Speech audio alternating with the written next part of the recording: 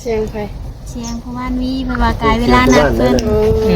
มันช่วยได้จัก แต่ เนาะ ว่า เพราะว่านัดเพิ่น10:00 น ทั้งอันนั้นเพิ่นได้บ่ทั้งคณะเพิ่นได้เพิ่นต้องอยู่กัน วันนี้ อันนี้10 โมง คือเราเทศน้องทุกโทรมาบ่ โดย เพิ่นว่าเฮา ทางนัดเพิ่น ใจนั้นเพิ่นเดี๋ยวเพิ่นมาแต่บ้านเนาะ มันใกล้เนาะไกลเติบ เขาถามเบิ่งว่าตื่นแล้วบ่ อย่างละมือ บ่าวบ่ต้องเข้ามาก็อย่าเพิ่นบ่ให้ถ่ายคลิป เอ้า ในบ้านเพิ่นบ่ให้ถ่าย ฝากติดตามเบาโอลิแหน่เด้อพี่น้องเบิดสุปูสุคนสบายดีเด้อพี่น้องเนาะสบายดีพี่น้องเบิดสุปูสุคนพี่น้องเอ้ยเนาะหลังจากที่น้องกระตุกเสร็จมาว่าบ่ได้ถ่ายดอกเพิ่นว่าบ่เข้าไปกะยาในบ้านเพิ่นบ่ให้ถ่ายเพิ่นว่าอันนี้ก็เพราะเข้าใจเหตุผลเนาะพี่น้องเนาะแต่ว่าจักที่ได้ถ่ายหรือบ่ได้ถ่ายเฮาก็ยังบ่ฮู้เพราะว่าเฮาก็บ่ได้เข้าไปดอกมื้อนี้พี่น้องเพราะว่าอันทางน้องตุ๊กว่าแบบนี้นะญาติเพิ่นบ่ให้ถ่ายเนาะเฮาเข้าไปก็เพิ่นน่าจะถ้าบ่ให้ถ่ายก็มีแต่ว่าเฮ็ดเอกสารกันแล้วก็แล้วพี่น้องแต่ว่าทางที่ดีนะในเมื่อต่างคนต่างบ่ได้มีความผิดเถียงอีหยังกันเนาะคือต้องโปร่งใสก็คือถ่ายโลดบ่เป็นหยังถ่ายทำก็บ่เป็นหยังดอกเพราะว่ามันโปร่งใสทุกอย่างเลยเด้พี่น้องเฮาบ่ต้องย่านหยังถ้าเฮาโปร่งใสทุกอย่างเนาะเรื่องราวต่างๆหั่นนะอันนี้ก็ได้เพราะว่ากระแสมันก็ดังอยู่แล้วหั่นนะเจ้าหลีกตัวใดก็บ่วิดดอกเนาะพี่น้องเนาะเฮาก็บ่ได้เข้าไปพี่น้องแต่ว่ายูทูบเบอร์หลายท่านเพิ่นเข้าไปได้พี่น้องเอ้ยเนาะบ่ว่าสิเป็นบ่เน้นที่แน่ๆก็คือบ่าวจิตบ่าวเวียงไสบ่าวซาลีบ่าวแสนแล้วก็บ่าวเหย้าเนาะเห็นในคลิปแล้วก็บ่าวตู้ไสเบิ่งได้ขอลิขินับเด้อ1บ่าวจิต2บ่าวแสน3บ่าวเวียง4บ่าวเตียง5บ่าวตู้ไส6บ่าวนิ้ว7สาวบุญ8สาวไล่9 10ประมาณ10ปลายพี่น้องเกือบเช้าพุ่นละเพิ่นเข้าไปนะจักสิ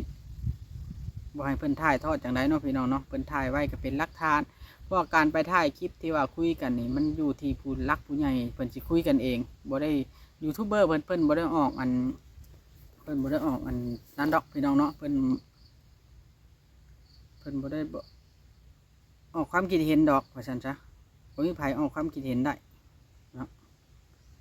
พี่น้องบ่มีไผออกความคิดเห็นได้ทั้งพี่น้องเนาะเพิ่นนัดเข้าไปคุยบ่มานี่น้องตุ๊กโดยเพิ่นคุยแล้วแหละยังอยู่บ่าวเพราะว่าบ่เตียงบ่ทันเข้ามาโอ้แต่ว่าไปคุยอยู่เฮือนในบ้านบ่หรือเฮือนเจ้าเองเฮือนในบ้านไปได้ไงอ๋อแชทมาหยังกันนี่เบิ่งพังนำกันเลยพี่น้อง บ่าวบ่ต้องเข้ามาก็อย่าเพิ่นบ่ให้ถ่ายคลิป เอา ในบ้านเพิ่นบ่ให้ถ่าย พี่น้องนี่ก็คือเป็นอันนั้นพี่น้องเนาะเป็นแชทเนาะเป็นแชทที่น้องตุ๊กส่งมาว่าซั่นซะส่งมาว่าเพิ่นบ่ให้ถ่ายคลิปเด้อว่าซั่นซะแบบว่าอ้ายบ่เข้ามาก็ได้เด้อเพิ่นว่าพี่น้องเนาะ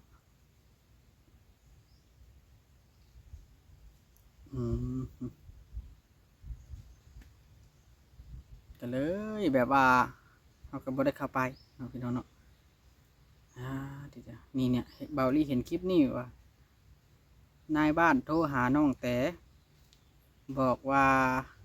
เป็นยังไปรถพ่อเฒ่าโดยยังไปรถบ่แม่นตำรวจจังไดข่อยมาหานี่นะมาหาคนในเถียงนี้หาบ่เห็นแม่นเข้าไปพุ่นบ่เฮือนประยมบ่โอเคพ่อเฒ่าโอเคบ่เป็นหยังบ่เป็นหยังบ่ย่านก็ย่าโดยเพิ่นย่านพี่น้องเนาะเฮานั่งเว้าอยู่เพิ่นย่านเพิ่นว่าเฮาเป็นตำรวจเพิ่นว่าปกติไปแบบนี้สิเป็นสายลับเด้นี่นะเฮาเห็นคลิปตัวนี้คลิปน้องตูไซ เดี๋ยวโทรหาเราก่อนจ้ะ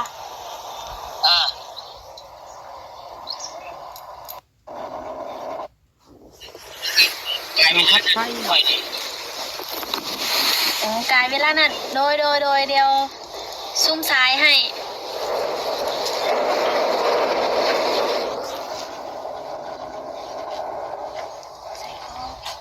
เพิ่นว่ากายเวลานัดแล้วเพราะว่าเนาะพี่น้องเนาะ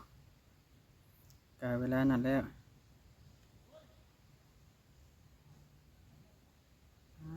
ที่เจ้าว่าเรื่องกายเวลานัดนี่ก็นั่นได้พี่น้องเอ้ยเนาะมันก็ต้องมีสันมียาวหากันได้พี่น้องเอ้ยสิว่าตั้งแต่กายเวลาอย่างเดียวบ่ได้เนาะคนเฮามันตื่นมามันจักเรื่องวิสังกะลุงติงมันก็ยากเพราะฉะนั้นจ้ะพี่น้องเอ้ยเนาะ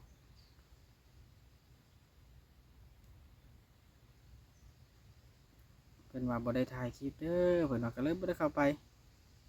แต่ว่า FC หลายคนเพิ่นว่าต้องถ่ายแล้วเพิ่นว่าเนาะเพราะว่าเป็นหลักฐานอย่างดีมันเป็นหลักฐานมันบ่แม่นว่าเฮาถ่ายไปซื่อๆนะหลักฐานแล้วก็ผู้รักผู้ใหญ่หรือว่า FC ผู้เพิ่นติดตามทั้งบ้านเฮาแน่ทั้งต่างประเทศแน่เพิ่นก็สิได้รับรู้นํว่าเรื่องราวนั้นมันเป็นจังไดพี่น้องเนาะจังเป็นจังซั่นนะก็ FC ต้องเข้าใจในตัวนี้เนาะพี่น้องเนาะถ้ารอเบิ่งว่าเพิ่นสิได้ถ่ายหรือบ่ได้ถ่ายพี่น้องเนาะ FC ก็รอเบิ่งนํกันนั่นล่ะไปหลายคนปานนั่นนะพี่น้องเนาะบ่ฮู้ว่าสิเป็นจังไดตอนนี้ก็ฮอดแล้วล่ะทางผัวน้องตุ๊กว่าฮอดแล้วบ่าวเตียงไปฮอดแล้วก็คือนัดกันแล้วก็คุยกันจักสิลงตัวซำใดพี่น้องเอ้ยเราก็เบิ่งนํกันว่าคุยลงตัวกันบ่หรือว่าจังไดเนาะอันนี้ก็ได้เนาะบ่รีบมานั่งท่าเขาพ่อแพทย์กับบ่าวบอสนี่จักเคิงปานใดเพิ่นสิมาไปเบิ่งนํกันพี่น้องเพิ่นอยู่พุ่นน่ะยังเดือดกับเรื่องนี้อยู่บ่ยาแต่ละคนได้แต่ติดตามข่าวแหละพี่น้องได้แต่ติดตามข่าวเขาก็เอารถมาจอดไว้เนาะแล้วเขาก็ย่างเอาคิดว่าถ้าเพิ่นสิมาไว้มาเด้อมานะแม่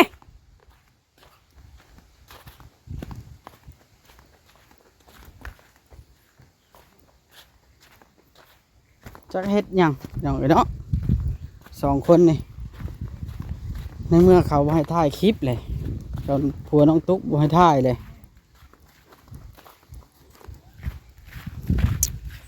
ผัวน้องตุ๊กบ่ให้ถ่ายแต่จักสิไปถ่ายไปได้แล้วแต่เขาก็ได้พี่น้องเอ้ยที่โต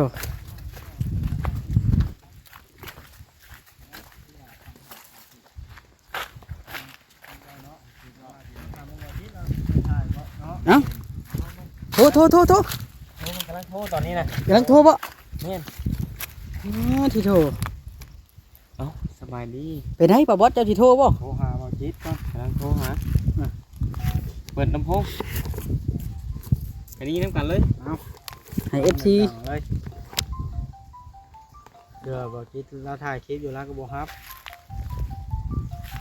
เนาะแม่น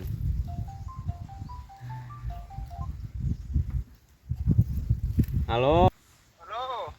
สบายดีเพื่อน สบายดี เป็นได้ไปทางน่ะ โอ้พอแล้ว ฮอดแล้วบ่ แม่ตอนแรกก็ทั้งง่ายเพิ่นก็ชื่อเขาชื่อน้ำมาให้กับทั้งผู้รักผู้ใหญ่ทั้งบ้านนี่แหละหากญาตินี่ โอ้ ยัง ค่อยว่าสิแล่นเข้าไป บ่ทันได้ว่า เป็นได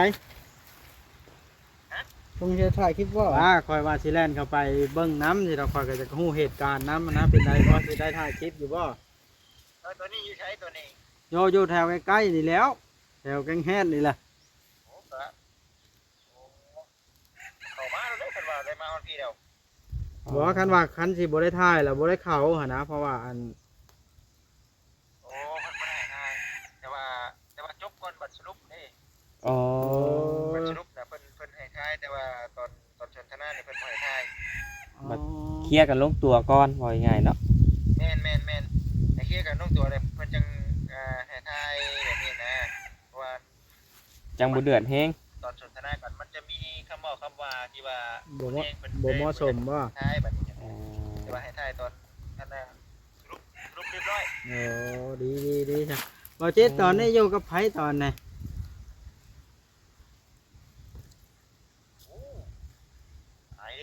หลายคนบ่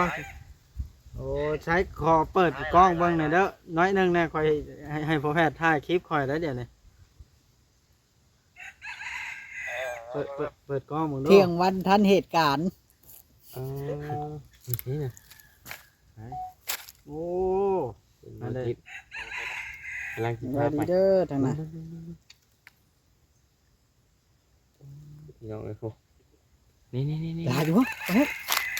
นี่ เพิ่นลายอยู่ปะ ฮอดเช้าอยู่บ่เนาะ ครับ เป็นกำลังใจให้เด้อทางนี้ คนหลายเติบได้นี่ โอ้ มีแต่รถ มีแต่รถใหญ่ จอดอยู่กันในบ้าน ๆเดินอ ร ยู่ ถ ใน 3-4 บ้านเล คัน ย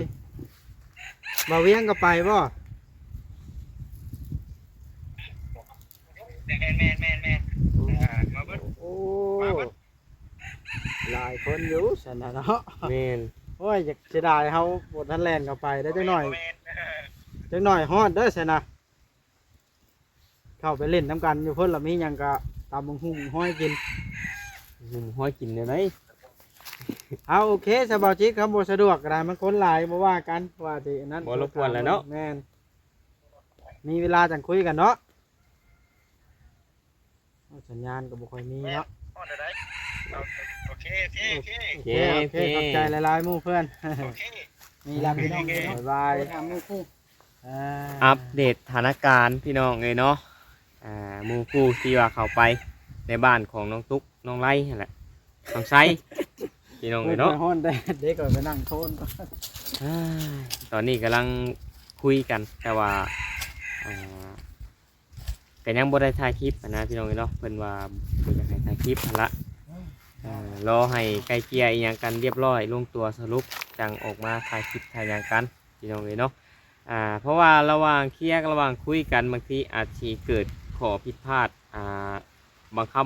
ำอาจสิบ่เหมาะสมหั้นนะพี่น้องเนาะก็เฮ็ดให้ก็เลยบ่ภาพถ่ายว่าซั่นซะพี่น้องเนาะเพิ่นก็เลยห้ามเนาะพี่น้องจะได้เบาลิเจ้าก็มาถ่ายเอาไว้มานั่งผมค่อยนี่ใช่นะ โอเคบัดนี้ค่อยสิ พี่ ไป น้อง แล้ว เอ้ย ค่อยฮ้อนแฮงนี่ล่ะพี่น้องเนาะ ได้ฮู้แล้วพี่น้องเนาะจากบ่าวจิตเนาะเพิ่นว่าได้ถ่ายคลิปอยู่แต่ว่าหลังจบการเคลียร์กันแล้วจังถ่ายเพิ่นว่าเนาะแต่ว่าตอนเคลียร์กันน่ะเพิ่นบ่อยากให้ถ่ายบางเทื่อมันเป็นคำที่บ่อยากให้ออกสู่อากาศออกสู่อากาศกับบ่เป็นหยังพี่น้องเนาะเฮาก็ต้องเคารพในเพิ่นได้พี่น้องเพิ่นอยากคุยเป็นการส่วนตัวเฮาก็เคารพแต่ว่าเฮาก็เกาะติดสถานการณ์ทุกอย่างว่าเฮาสามารถถ่ายได้ซำใดเฮาก็ถ่ายซำนั้นเนาะพี่น้องเนาะเอาบ่ได้ไปน้ำเพิ่นพี่น้องเนาะแนวใดก็ได้บ่ได้ไปน้ำเพิ่นไว้มีโอกาสพุ่นละสิได้เข้าไปเนาะพี่น้องเนาะอันนี้ก็เลยพี่น้องเอ้ยย่างไปอยู่ห่มก่อน